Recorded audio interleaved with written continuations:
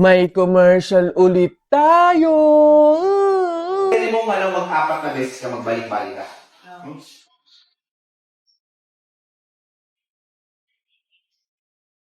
Howdy mga human beings! So ayun, meron ulit tayong commercial. Again, thank you so much sa kanya at sa mga pumili ulit sa akin. Hindi ko muna sasabihin kung anong brand to kasi bawal pa. Kailangan munang mapalabas or ma-launch yung commercial. First day of shoot namin is March 9. So ngayong March 7, Friday, magkakaroon muna kami ng workshop, fitting, and makeup look test. Samahan nyo ako. Skin prep ako, naglalagay ako ng mga pang skincare. Kasi syempre parang nakakahiya, haharap ka na naman sa mga camera, sa mga madaming ilaw. Kahit paano, mabawasan man lang yung sumpa sa mukha ko, ganun. By 11:30 nasundo na ako ng service. Imagine galing pa siyang Manila, sinundo ako dito sa Cavite. Grabe po yung special treatment. Thank you po. Siyempre, hindi mawawala yung tulog-tulugan shot. Kailangan may pa-aesthetic tayong shot na ganyan. Na kunwari tulog pero hawak mo naman yung cellphone. Pero inaantok talaga ako niyan. Si Seb na tuwan-tuwa kasi after 10 months, finally nakapunta na ulit siya ng Manila. Bigyan nyo kasi ako lagi ng trabaho sa Manila para hindi ko na-miss. Ayan, buti na lang walang traffic, ang bilis ng biyahe. Imagine, 11:30 kami umalis. Around 12 ng tanghali, andito na kami sa production company. Ayun, mga human being, andito na kami sa production company. So, waiting lang ako dito. 2 pa yung start. Andito na ako ng 12. Ang aga mo. Ganun kami kaagap. Okay, so time is gold. Padalawang beses ko nang pumunta dito sa production company kasi di ba nga nagkaroon na kami ng unang commercial and etong production company din yung production. And hanggang ngayon, nahiya pa din ako. Ayun, dumating na yung tubig namin kasi tinanong kami dito kung ano namin gustong kainin or inumin. So sobrang hiya namin, sabi ko tubig na lang. Pero kung di ako mahiyain, baka lechon dapat yung hiningi ko. Ready na yung wardrobe. Ito yung mga damit na susukatin namin isa-isa para malaman kung ano talaga yung final na susuotin namin sa commercial. So dito naman mga human being, nag-start na yung workshop namin with Direct Lyle. So dito hindi ko pwede ipakita ko sino yung mga kasama ko sa commercial. Antayin nyo na lang yung short vlog ko na behind the scene or yung mismong commercial. Ayan mga human being, after ng workshop and ng fitting, hindi muna ako umuwi ng Cavite kasi maaga natapos. Sayang naman yung pagpunta ng Manila kaya gumala na lang ako, hindi na ako sumabay sa service, nag-commute na lang ako. Ayun, gumala lang kami sa MOA, kumain, then umuwi na. Bugs na kauwi na ako. Grabe naman yung itsura. Pagod na sa biyahe. So ayan mga human being, bago ko tapusin tong short vlog na to, aasahan ko kayo na please kapag nailabas na or na-launch na yung TV commercial, napapanood nyo na siya sa mga television, nakikita nyo na siya sa ads, please human being, support. Ayun lang, thank you for watching, send and receive good vibes. See you on my next video content. Love, love. Mwah, mwah, mwah. Howdy mga human being, na-invite po ulit tayo sa isang event. Ano ba yung mga kaganapan kapag pumupunta sa itself sa mga event? Ano yung mga pagsubok, mga problema na kanyang pinagdadaanan? Dalawang bagay lang yan. It's either wala akong masakyan or walang mag-aayos sa akin. Gaya ngayon, bukas na yung event. Hanggang ngayon, 10:30 na ng gabi, wala pa akong mahanap na makeup artist. Grabe naman. Bahala na, samahan nyo ko ngayong araw na to. Pati damit nagka-problema. Dahil hindi ako marunong manahe, ay ang pinatahi ko kagabi yung susuotin kong pantalon sa friend ko. At ito naman si itself na pinaplantsa yung damit. Malamang ano, gusot-gusot kong susuotin dun sa event. Harap tayo sa human being. So, syempre dapat may pa-skincare tayo para naman kahit papano mabawasan yung sumpa sa mukha kahit wala naman talaga nangyayari. 12 yung start ng event. Maaga akong lumawas papunta ng Manila kasi doon na ako magpapa-hair and makeup. Nag-book na nga lang pala ako ng card. Dayang mahal, 1,600. Ayan, masyado tayo napaaga. 1 hour lang, andito na kami sa Manila. Diyos ko, naghahanap ako ngayon ng CR kasi sukang-suka ako sa biyahe. Tapos sasabayan pa ng pagtatae, mamatay na lang talaga. Saan ako tatain ito? Oh. Saan ako susuka na ito? Wala ba lang kasi CR dito? Diyos ko, mamatay na lang. Yun, after ilang oras, dumating na din yung makeup artist at andito na din kami sa studio ko saan dito ko aayusan. Simpleng makeup lang naman for a day lang, pang soft lang, pang fresh lang, ganun. And here's the final look. Fresh lang, ganun, kahit hindi naman sa personal. Ayan na, panindigan mo yung makeup mo tsaka yung suot mo ngayong tag-init Ayan, ito na talaga. On the way na kami sa event sa Taguig Market. Nag-book na nga lang pala ulit ako ng car. Grabe, 300. Mamatay na lang talaga sa gastos.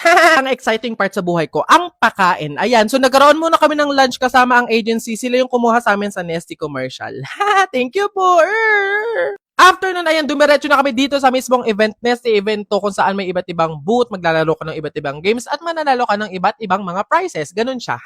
Laki ng Nesty, kaya ko kayang tunggain yan. Malamang, sanay ako sa Nesty commercial eh. Then ayan, pumunta lang si Itself sa may LED kasi pinapalabas pa ulit-ulit yung commercial namin. Ay, kabog, ito talaga, dahil tuwan-tuwa ko, nakita ko yung sarili ko. Feeling ko kasi naka-billboard na ako, kahit tarpaulin naman talaga siya. Sana binigay nyo na lang sa akin, no? Yung pinapakilala ko nga pala sa inyo, ang tatay ko sa commercial, si Daddy Robby. Halata mo mag-ama kasi talagang sayaw kami ng sayaw na parang ewan dyan. Ayan, dito ko na-amaze kasi first time ko lang. Ito yung pa-tote bag nila, pero ikaw mismo yung magde-design. Nilagay ko lang yung name ko na Kenkoy, iba't ibang stickers, emoji, and kahit ano pa. Hindi ko alam kung ano tawag dito. Basta pag dinikit nila dito yung tote bag, ayan na, okay na. Para siyang printer, ganun. Kalagitaan ng event, pumunta muna ako sa CR kasi binura ko na yung makeup ko, napakainit, barag-barag na siya, hindi na siya maintindihan, hulas na parang ewan. Nagkaroon lang ng konting shoot din, ayan na, umuwi na ako. At dahil mahal ang pabook ng mga sasakyan na yan, Diyos ko, aabutin na naman ako ng 2,000, mamulubi na lang talaga. Nag-DIY commute na lang ako, dito na lang ako dadaan papunta sa bahay namin sa Cavite, sa PTEX. Yun lang yun. Hindi ko alam kung ano kakalabasan ng short vlog na to. Gusto ko lang talaga mag-vlog din. Ayun na yun. Thank you sa panonood. Send and receive good vibes. See you on my next video content.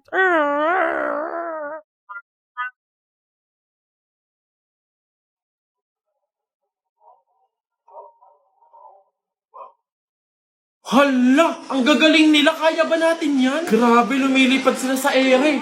Kaya ba natin yan? Paya, nasa na ba kasi si Jepoy? Hey guys! Waiting for me? Here. Ano to? Mountain Dew?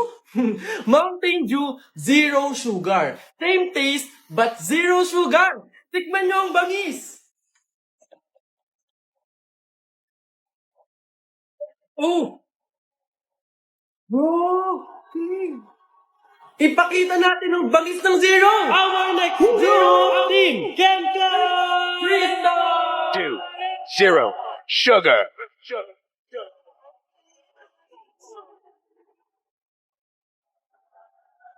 Pagi Our stuff. champion is Team Kenka! Pagi stuff. Ay, nako. Oh, hi ganda! Anong hanap? Ito na naman sila. O, go na. Ipakita nyo na lahat ng offer nyo kahit ano Di ko din naman kasi bibilhin, so go lang. Dali, patingin. Ito naman si Ma'am Palabiro. Decision masyado. Hindi nyo naman masasabi. Ay, di ako nagbibiro, te. Dali na, patingin. Sayang oras eh. So, ito nga ma'am yung offer ko ay shadow. Ito, bagong labas to ma'am. 899 lang. Madami ng shades. Isang shade lang yung gusto ko eh. Paano ba yan? Ops ma'am, di ka makakaligtas. Meron ako dito, isang shade lang. Ops, teka lang, isang shade nga gusto ko. Pero, rainbow. Meron kayong ganon? Gusto ko isang pahid lang sa talukap ng mata ko, auto rainbow yung shade, ganon. May ganon kayo? Ganon ba ma'am? Wala po eh. O, tamo, wala naman pala. O, ikaw, te, anong offer mo? Diyos ko. Ako, ma'am. Ay, nako, ito, ma'am. Offer ko sa'yo, moisturizer sa pes at sa katawan. Nako, panigurado, ma'am, magugustuhan mo to kasi pampaganda to ng balat. Ay, ganun ba? Paano ba yan, te? Maganda na yung balat ko. Ganun ba, ma'am? Ma-enhance naman, ma'am, yung kagandahan ng balat at pampabata to lalo. Pampabata? Gusto ko na nga tumanda, te, tapos mamatay na. Papagamitin mo pa ako ng ganyan. Diyos ko naman. O, ikaw, ano sa'yo? Diyos ko. Ay, nako ako, ma'am. Ito ang offer ko sa'yo. Paniguradong bibilhin mo tong collagen capsule namin. Ito, ma'am, for health tsaka for refreshing. Ganon. Ay, we. Real talk? Te, parang mas kailangan mo yan. Bilhin mo na yan. Ikaw na gumamit. Wala ka ng ganda, te. Parang pagod ka na mabuhay. Mas kailangan mo yan. Diyos ko, mga pinaglaloloko niyo talaga ako. Sige na, tawas lang naman yung bibiling ko dito. Sige. Kala mo maganda, hindi makaganda. Kala mo hindi masakit. Hindi siya nagpapantay-pantay. Hugot kasi siya. Hirap na magpatawa dito.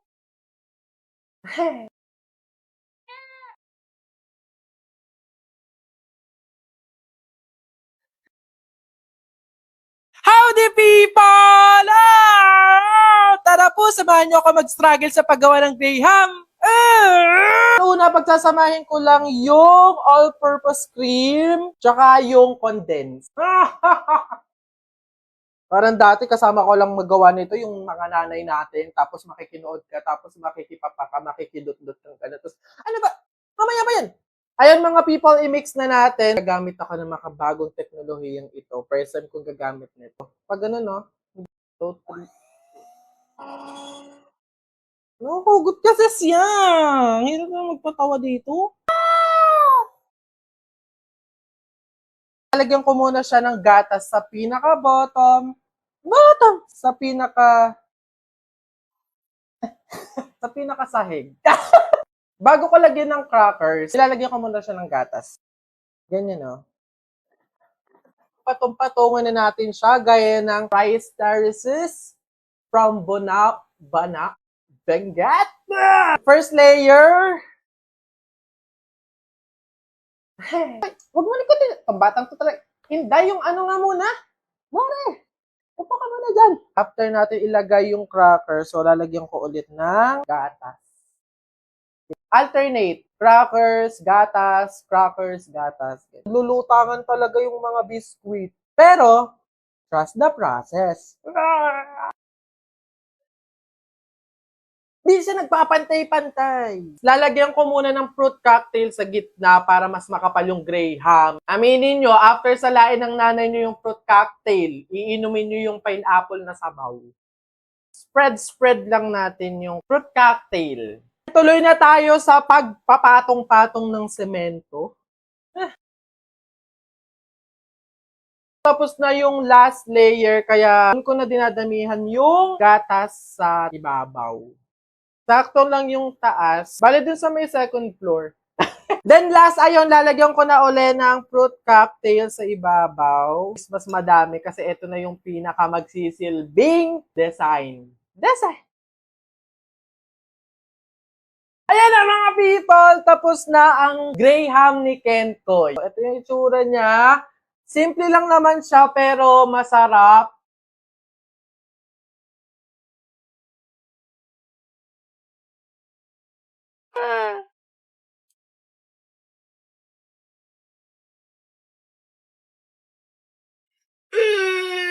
Mga people, nasa kalagitnaan ako ng pagkain ko ngayon. Talagang hindi ko lang mapigilan yung sarili ko na talagang i-share sa inyo kung kagaano ko kapaborito yung pork isaw. Ako lang ba yung people na mahilig talaga sa pork isaw?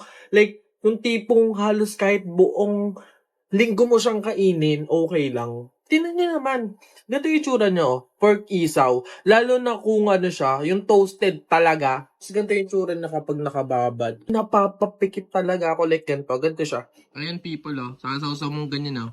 Tapos ito yung kanin mo. Igaganyan mo yan, oh. Oh. Tapos, talagang napapapikit talaga ako. Walang oras at araw na hindi ako pipikit kapag kumakain ako ng pork isaw. To the point na mga people, ang dami ko talagang binini. Talagang 10 nga pong pork isaw, tapos uulamin ko lang siya ng isang buong gabi, tapos kinabukasan gano'n na lang ulit. Hindi nagsasama tong tao na to. Ayan no, sarap niya no, sasawsaw mo yan dito. Tapos gaganon mo. Tapos kukuha ka ng kanin no, ganyan no. Tapos may suka, tapos meron kang ano, kutsara, gaganyan mo yun no. Kukuha kang konti, tapos gaganon mo. Wala lang, yun lang. Masarap.